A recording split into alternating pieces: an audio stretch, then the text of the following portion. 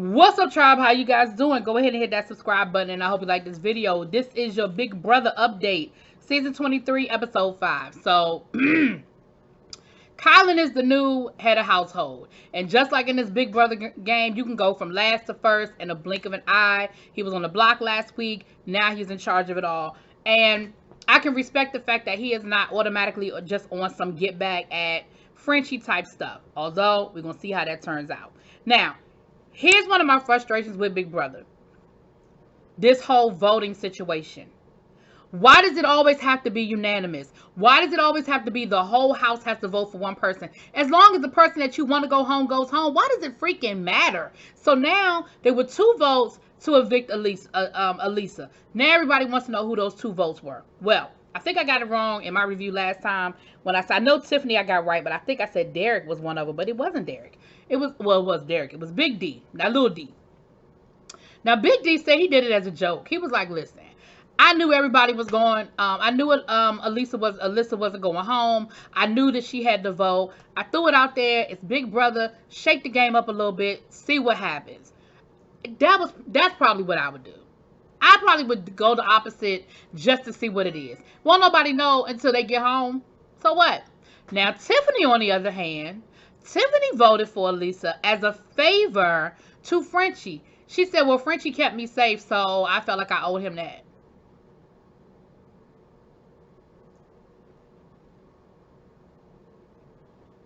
Okay, girl. But Frenchie said, listen, we still need the biggest target to be on Derek, little Derek's back. So I need you to vote for Alyssa so that we can sort of frame little Derek. The funny thing is, nobody believes that it's little D, so it didn't work. So now you got this whole witch hunt to find out who voted for who. Okay, well, whatever. Tiffany said that she told Frenchie, I'll do it just so long as you 100% promise that you never say anything. This is me and you secret. It goes to the grave. I believe Frenchie will keep that secret as long as it benefits Frenchie to keep that secret. Tiffany, you trusted the wrong person, and I feel bad about it.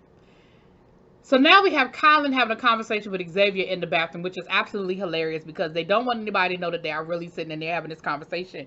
So Kylan is like halfway in the bathroom, halfway out the bathroom, and Xavier is sitting at the ironing board ironing some tissue. Sir, your cover is going to be blown literally as soon as somebody walks in. Okay, like, let that go. At least have a shirt. But it was funny. It was cute. So they're having a conversation because, of course, now they're trying to figure out who the rogue vote was and who they can trust and who they can't trust. Kylan is already overthinking and getting caught up in minutia that's just not that important. Xavier is like, sir, don't worry about it. Don't trip. We got you. Like, we're good. Like, you're in the right alliance. You're in the Cookout Alliance. You're good. So Frenchie is doing what Frenchie does best. He is running around the house, being really paranoid, worrying about who voted for who and who did this and who did that. Whitney and Brent are giving him the side eye like, you are doing way too much. So then he starts talking about who the rogue vote was. And we need to find out who it was because that person is a snake. That person is a snake. So Tiffany walks up on the conversation, and now Tiffany is sitting there like, why are we having this conversation? He says, well, I know who it is, but I'm not going to say anything. I mean, I know for a fact who it is, but I'm not going to say anything. So Tiffany's thing is, why even put that out there?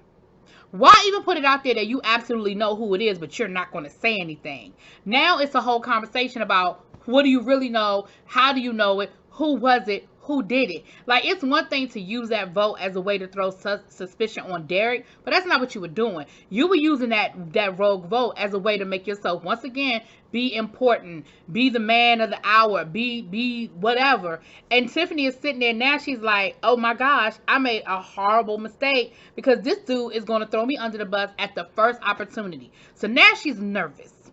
So then she goes to Kylan and she's letting Kylan know, listen, I ain't trying to get in your HOH. I'm not trying to tell you what to do, but I'm telling you, be very, very careful of Frenchie. And Kylan is like, well, listen, everybody told me that. Everybody told me that I need to be very careful about Frenchie. And so he's already sort of kind of got his on what's going on with Frenchie. Now, the Queens are the team that is safe. That is Whitney. No, not Whitney. I don't have my team in front of me, child. Whatever. But that's the team that's safe. So that's Kylan, Tiffany. I want to say Whitney and maybe Brent. I think Brent. So they're the ones that are absolutely safe. So everybody else has to kind of be nervous and worry about what could or couldn't happen. Now, Frenchie is creating controversy once again because he has a conversation with Kylan, because again, he's trying to get in where he fit in. He's trying to let Kylan know, hey, I'm your boy, I'm your dog, I'm the only one you can trust. Don't worry, don't turn on me, type situation. And Kylan won't deny or confirm anything as far as who he's thinking about evicting, what he's thinking, what's on his mind. He won't confirm or deny. So, of course, in Frenchie's mind, he automatically takes it to the worst case scenario, and he's like, oh, so there's something going on. Oh, people are working behind my back. Oh my goodness, they're working behind my back. Oh. So while this is going on, we got the wild card competition. Now, the wild card competition, just like last week, one player from each team that's not in power gets to compete for the wild card comp. And basically, it's exemption for yourself. It doesn't include your team, but there's always a catch at the end for whoever wins. So we have to go through and figure out who's going to play for each team. So Frenchie, being the paranoid person that he is like, listen, I want to play.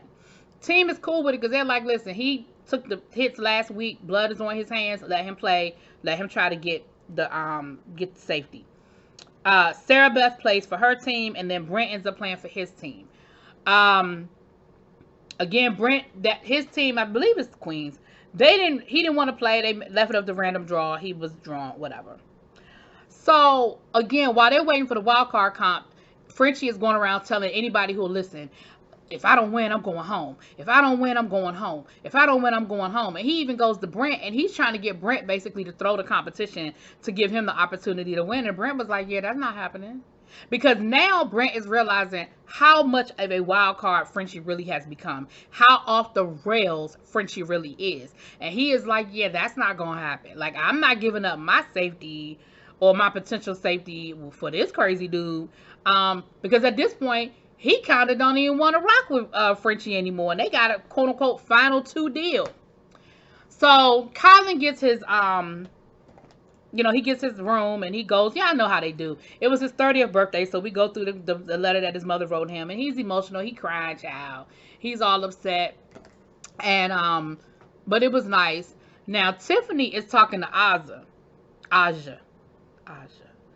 And it's funny because every time somebody comes in the room, Tiffany pretends like she's crying and pretends like she's emotional about her son, not being able to see her son, when they're really in there just talking and plotting. Listen, I have to give these people A for creativity, knowing that they cannot be seen together too often, too much talking, because it is going to automatically make them a target. They are smart and they get it and they understand. And I thought that was absolutely brilliant in both cases where they were disguising the fact that they were actually talking. Okay, so it looked like Aja was just comforting Tiffany, and Tiffany is giving her. She didn't tell that she was the one that she didn't tell that she was the one that did the vote, but she did absolutely talk about her being nervous about Frenchie and him and Kylan, and how they don't really want to they want to try to basically sway the house